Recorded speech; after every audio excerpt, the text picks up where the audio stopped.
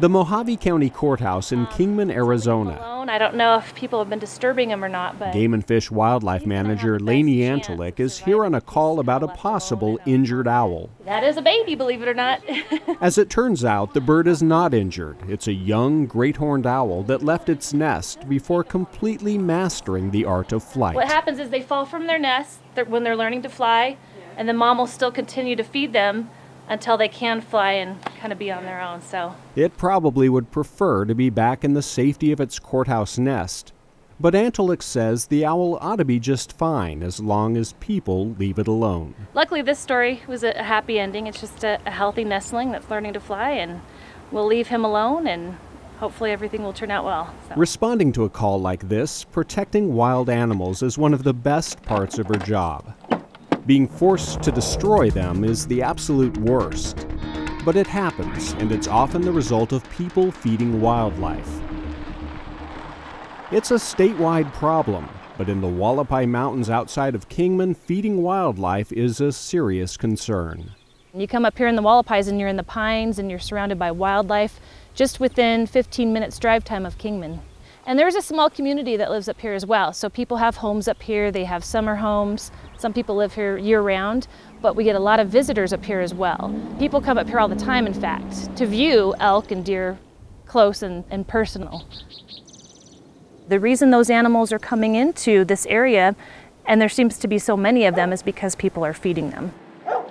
We have the beautiful Hualapai Mountains, but it's kind of an ugly issue that goes on here. It goes on everywhere, but in Maricopa and Pima counties, it's illegal to feed wildlife except for birds and squirrels. For the rest of Arizona, feeding wildlife is not against the law. Granted, it's not illegal in Mojave County, but it's not good for the animal in the long run. Again, it's not part of their natural diet.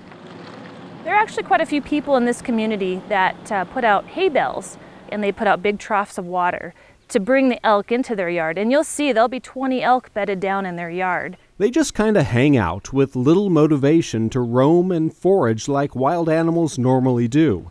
And when wildlife get used to people, they're more likely to get into trouble. Twice in 2 weeks, Game and Fish had to tranquilize elk to remove trash can lids stuck around their necks.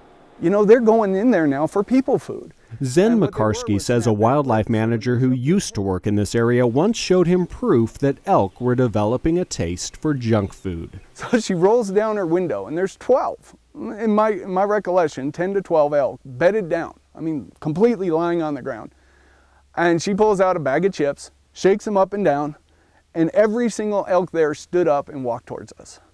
Animals can figure things out. They don't need us to put hay and things like that, pellets in their yard for them. You know, that's what I hear a lot. You know, I have to feed them, they need my help, they need this. You know, and I just like to say, stop it.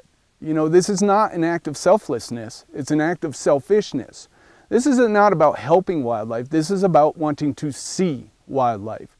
And we've had many, many cases where that act of wanting to see wildlife has led in just horrible, disastrous results for the animals. McCarsky is the Public Information Officer for the Game and Fish Regional Office in Kingman. He's constantly spreading the word that feeding wildlife is bad news for both animals and people.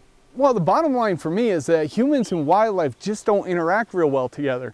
You bring them in and they're facing all kinds of dangers when we draw them into the community. People are not doing them a favor.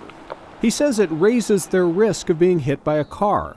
Plus, an artificially high concentration of animals makes it easier to spread disease, and McCarsky says it's like ringing the dinner bell for predators. You're creating potential type of smorgasbord for a predatory animal. You know, when these mountain lions are coming in here and feeding on the deer and the elk that are within this community, then you've got a dangerous predator within the community.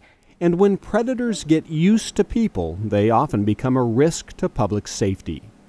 You know, when we have an animal like a bear or a mountain lion that has become a danger to society and we have to remove that animal from the wild, we're the ones as wildlife managers that have to dispatch that animal. And we do it as humanely as possible, of course, but there's nothing worse than taking an otherwise healthy animal and having to put it down. We wouldn't have had to if people hadn't been feeding those animals and bringing them into their communities. We would never have had to put those animals down. People love wild animals, but sometimes they love them to death. That familiar phrase, a fed bear is a dead bear, is more than just a cute saying. It's a serious reminder that the actions people take can lead to terrible consequences for wildlife. And unfortunately, it seems to be a message we have to keep constantly repeating, because unfortunately sometimes they don't listen, and we tend to see the same issues over and over again.